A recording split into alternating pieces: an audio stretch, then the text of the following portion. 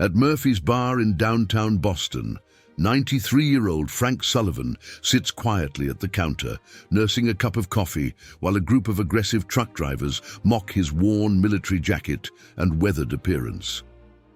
When they start accusing him of stolen valor, claiming no real WU2 veteran would drink in a dump like this, Frank calmly takes out his phone and makes a single call. Within minutes, the bar falls silent as four-star General David Mitchell walks through the door, still in full uniform after leaving a Pentagon meeting early to defend the honor of the man who saved his father's life at Normandy. What happens next will remind everyone that true heroes often walk among us unnoticed, and that some debts can never be fully repaid. Like and subscribe to follow this touching story about respect, sacrifice, and the unbreakable bonds forged in humanity's darkest hours. Frank Sullivan hadn't planned to stop at Murphy's Bar that evening. At 93, his routines were simple: morning coffee at home, afternoon walks when his joints allowed, and quiet evenings with his war memories. But today was different. It was June 6th, the anniversary of D-Day, and Murphy's was where he and his old friend Tommy used to meet every year to remember. Tommy had passed last winter, the last of Frank's war buddies to go. Now he sat alone at the bar's counter, coffee growing cold between his weathered hands, Tommy's empty stool beside him, serving as a quiet memorial. The trouble started when 3 truck drivers came in, already loud from earlier drinks. They took notice of Frank's old military jacket, the one he'd maintained carefully for nearly 8 decades, with its worn patches and faded ribbons. "Hey, look at this," one of them sneered. "Grandpa's playing dress-up." Frank ignored them, the way he'd learned to ignore so much over the years. The nightmares of Normandy, the pain of watching his friends die one by one, the loneliness of outliving everyone who remembered. "You know what I think?" another driver said, moving closer. "I think we got ourselves a faker, one of those guys who buys old jackets to get free drinks on Veterans Day." "My son's in the army," the third added, "and I know for a fact there aren't any World War II vets still around here. They're all dead or in homes." Frank took another sip of his coffee, his hands steady despite his age. The bartender, a young man named Mike, moved closer protectively.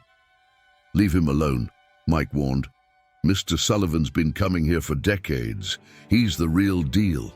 "Real deal," the first driver laughed. "Listen, kid, I looked it up once. The youngest guys who served in World War II would be in their mid-90s now. No way some guy that old is sitting in a dump like this drinking coffee." "I'm 93, Frank said quietly, speaking for the first time. "Landed on Omaha Beach with the 29th Infantry Division, June 6th, 1944. Lost my best friend there, Tommy Murphy. This was his bar." "Sure, Grandpa," the driver scoffed, "and I'm General Eisenhower." "Why don't you prove it? Show us your papers, your dog tags." "Everything's at home," Frank replied. "Never thought I'd need to prove who I am in Tommy's place." "Because you're a fraud," the second driver said, grabbing Frank's jacket sleeve. "Probably bought this at some army surplus store. You should be ashamed, pretending to be a hero." Frank gently but firmly removed the man's hand from his jacket. "Son, you don't want to do this. Not today. Not here." "Or what? You'll call for backup? Your whole unit's dead, old man. If you were even really there." Frank took out his phone, an old flip model his granddaughter had insisted he carry. With careful movements, he dialed a number from memory. "Who you calling, Grandpa?" "The retirement home to come pick you up." Frank spoke softly into the phone. "David?" "It's Frank Sullivan. I'm sorry to bother you, but I'm at Murphy's Bar on 4th Street. Some young men here don't believe I served." Yes, I know you're busy." "No, don't trouble yourself." But 20 minutes later, the bar's door opened. General David Mitchell, chairman of the Joint Chiefs of Staff, walked in wearing his full dress uniform, 4 stars gleaming on his shoulders. The truck drivers' faces went pale. "Mr. Sullivan," the general said, saluting crisply, "I came as soon as I could. These men giving you trouble." "Nothing I can't handle, David," Frank replied. "Sorry to pull you away from Washington." "Sir," the general said firmly, "my father told me before he died that if Frank Sullivan ever needed anything at all, I was to drop everything and help. You didn't just save his life at Normandy, you saved our entire family's future." The bar had fallen completely silent. The truck drivers looked like they wanted to disappear into the floor. "Now then," General Mitchell continued, turning to face them, "I believe you gentlemen owe Mr. Sullivan an apology. And then I think we should all sit down and listen to him tell us about a day in June, 79 years ago, when real heroes walked among us." As General Mitchell pulled up a stool next to Frank, the truck drivers slunk away to a corner table, thoroughly humbled. The general ordered coffee, black, just like Frank's. "Your father would be proud of you, David," Frank said quietly. "James was a good man, best radio operator in the unit." "He talked about you every June 6th, the general replied. "Told us the story so many times we could recite it by heart, but I don't think I ever heard your version." Mike, the bartender, moved closer, unable to hide his curiosity. Even the truck drivers were listening from their corner. "Not much to tell," Frank said modestly. "Did what anyone would have done." "That's not how my father told it," General Mitchell insisted. "Please, Mr. Sullivan, tell them what really happened on that beach." Frank stared into his coffee cup, seeing not his reflection, but the faces of young men from long ago. When he spoke, his voice was clear and strong, carrying the weight of memories that had never faded. "We were pinned down on that beach for hours. German artillery had us zeroed in. Your father, James, took a piece of shrapnel in his leg. Couldn't move. Radio was shot up too. Without communications, the naval support couldn't target the German positions accurately. We were being slaughtered." He paused, taking a sip of coffee. No one in the bar moved. "James managed to fix the radio, but he couldn't walk. Someone had to get to higher ground to call in coordinates. Tommy Murphy, whose bar this was, he volunteered, but I knew he had a wife and baby back home. I was single. So I grabbed the radio and ran. Ran straight into enemy fire," General Mitchell added.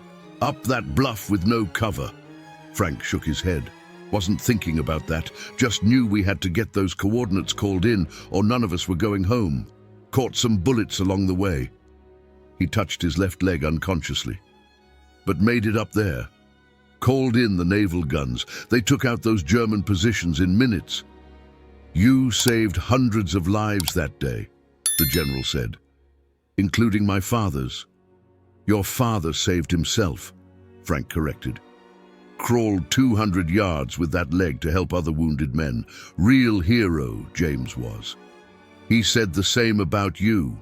Every June 6th he'd call you, even from Vietnam when he was serving there, even from his hospital bed before he died." Frank nodded. "Never missed a year, just like Tommy and me, meeting here to remember, though now..." He looked at the empty stool beside him. "They're all gone," the general said softly. "All but you." "That's the hardest part of living so long," Frank replied. "Not the aches and pains.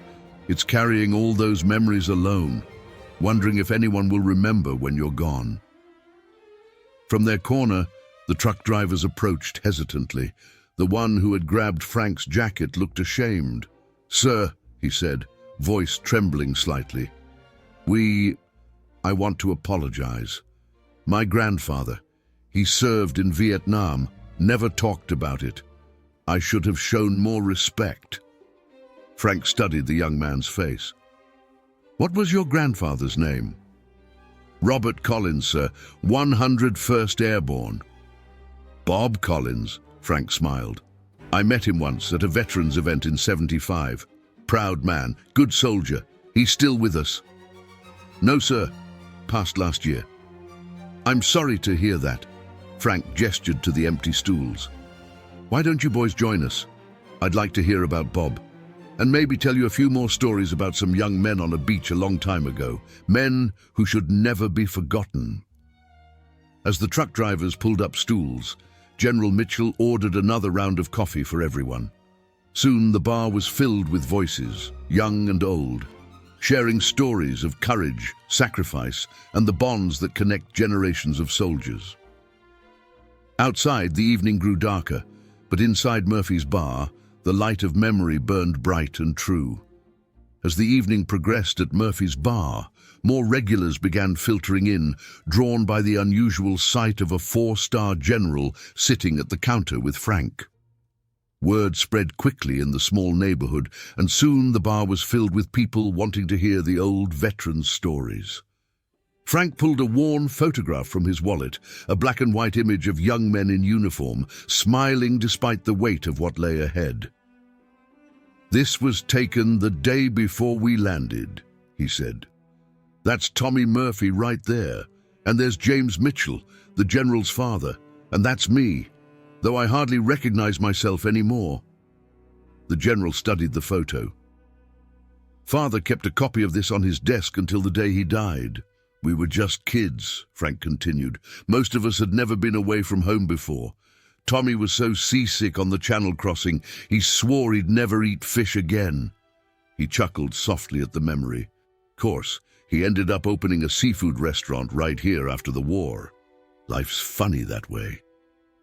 One of the truck drivers, now thoroughly ashamed of his earlier behavior, asked, "Were you scared, sir, when you ran up that bluff?"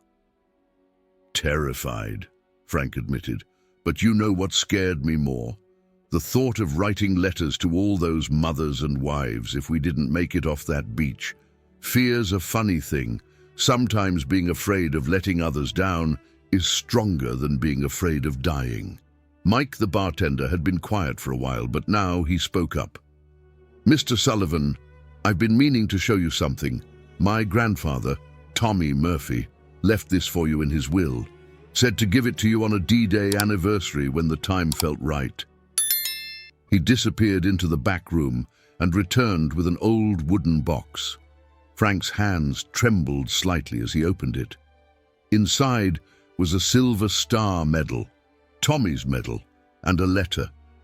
Frank unfolded it carefully, but his eyes were too misty to read the words.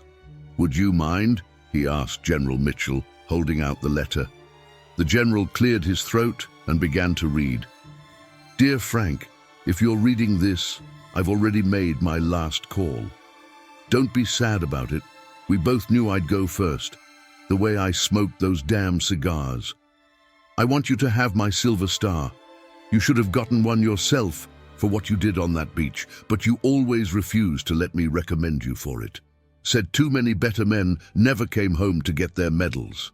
But you deserve this one, old friend. Not just for D-Day, but for all the years after. For being there every time my demons got too loud.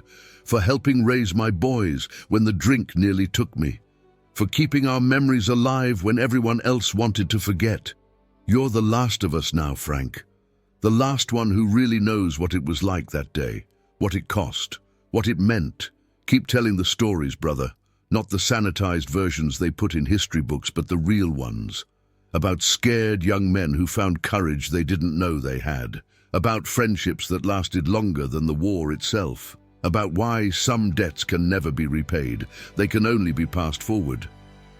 I'll save you a seat at the big bar upstairs. First round's on me. Tommy." The bar was silent, except for muffled sniffles. Frank carefully folded the letter and placed it back in the box with the medal. "Mike," he said to the bartender, "your grandfather was the finest man I ever knew. This bar wasn't just a business to him. It was a place where old soldiers could find peace, where their stories would be heard, where they wouldn't feel so alone with their memories."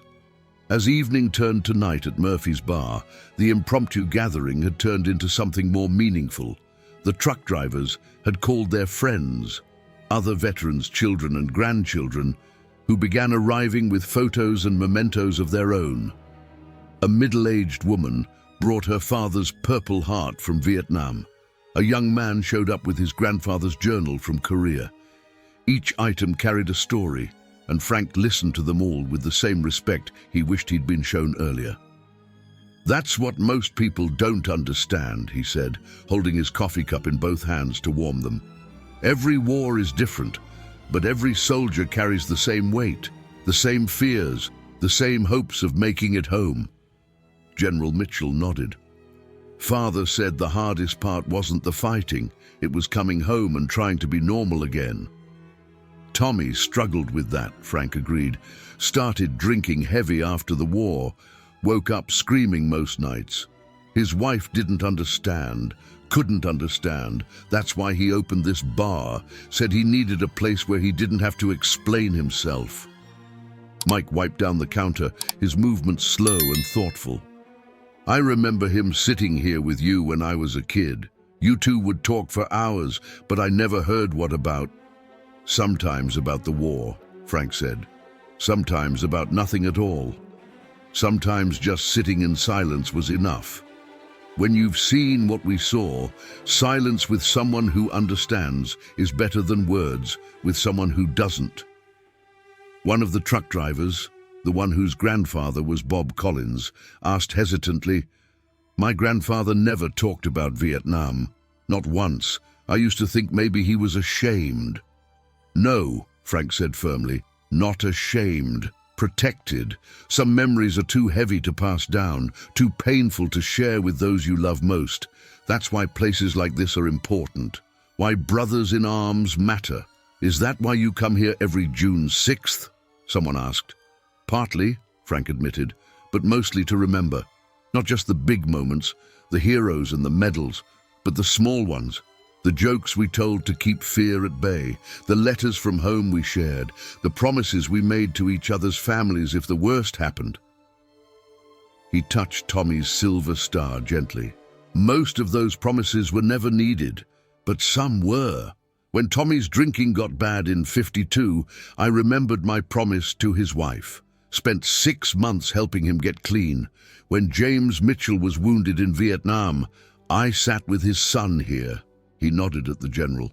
"Every weekend, telling him stories about his father's courage until word came that he'd recover." "And now?" Mike asked. "Now that they're all gone?" Frank smiled sadly. "Now I keep the last promise. The one we all made to each other that day on the beach, that whoever lived longest would make sure the world remembered. Not just the battles and the glory, but the cost, the sacrifice, the brotherhood." He stood slowly, his joints protesting the long evening. "It's getting late. Time for this old soldier to head home." "I'll drive you," General Mitchell offered. "No need. My daughter lives just around the corner. Been looking after me since her mother passed." But before Frank could leave, Mike spoke up. "Mr. Sullivan, would you come back tomorrow? Share more stories. Maybe make this a regular thing, not just June 6th. Frank looked around the bar, at the faces young and old, at the photos and medals spread across the counter, at Tommy's empty stool beside him. "You know what? I think Tommy would like that. This place was always meant for sharing stories." 1 year later, Murphy's bar had transformed. The walls, once bare, except for a few old beer signs, now displayed dozens of photographs and military mementos. Each item had a story, carefully recorded in a leather-bound book that sat on the counter. Every Thursday night was Veterans Night, though everyone was welcome. Frank would sit at his usual spot, Tommy's old stool still empty beside him, sharing stories with whoever wanted to listen. Sometimes General Mitchell would join when his duties allowed, but more often it was just regular people, veterans, their families, and those who wanted to understand. The truck drivers became regulars too, often bringing other veterans' family members seeking connections to their own history. The driver, whose grandfather was Bob Collins, had found his grandfather's Vietnam journals in the attic and brought them to share. Frank helped translate the military jargon and fill in the historical context, helping the young man finally understand the grandfather he'd never really known. On this particular evening, exactly 1 year after that fateful June 6th, Murphy's bar was packed. Mike had organized a special celebration, not just of D-Day, but of all veterans of all wars. The walls could barely contain all the photos people had brought to share. Frank sat at his usual spot, now wearing Tommy's silver star pinned to his jacket. At 94, his hands shook a bit more, but his mind and voice remained strong. "When I was young," he told the gathered crowd, "we thought the medals and the parades were what mattered. But now, having lived so long, I understand what really counts. It's this: people coming together, sharing stories, understanding." He gestured to a young woman in uniform, recently returned from Afghanistan. "Sarah here was telling me about losing her best friend last year. Different war, different enemy, but the same pain I felt losing Tommy. Same questions about why you made it home when others didn't." Sarah nodded, wiping her eyes. "Mr. Sullivan helped me understand it's okay to talk about it. That remembering keeps them alive." "That's what Tommy always said," Frank continued. "Why he kept this bar open even when times were tough. It wasn't about the drinks. It was about having a place where memories were welcome, where the weight of them could be shared." Mike stepped forward, clearing his throat. "Speaking of memories, we have something to show you, Mr. Sullivan." He unveiled a new sign above the bar. It read, "Murphy and Sullivan's, where stories live forever." "The papers were finalized yesterday," Mike explained. "You're officially a partner in the bar, just like you and my grandfather should have been all those years ago. And when you're gone, your share will go to helping veterans and their families share their stories." Frank stared at the sign for a long moment, his eyes misting over. Finally, he raised his coffee cup in a toast. "To absent friends," he said, "to memories shared and burdens carried together, to stories that must never be forgotten, and to Tommy Murphy, who knew that sometimes the best medicine for a troubled soul is just a cup of coffee and someone willing to listen." The bar echoed with raised glasses and quiet amens. As the evening continued, more stories were shared, more connections made. Young veterans found comfort in talking with older ones. Children and grandchildren finally understood pieces of their family history that had always been shrouded in silence. And Frank Sullivan, last survivor of his unit, keeper of so many memories, finally felt at peace. His stories and those of his brothers in arms would live on, not as distant history or faded photographs, but as living memories passed from heart to heart, generation to generation. In Murphy and Sullivan's bar, every night became June 6th. Every stool held a story. Every story held a lesson, and every lesson helped bridge the gap between those who served and those who needed to understand.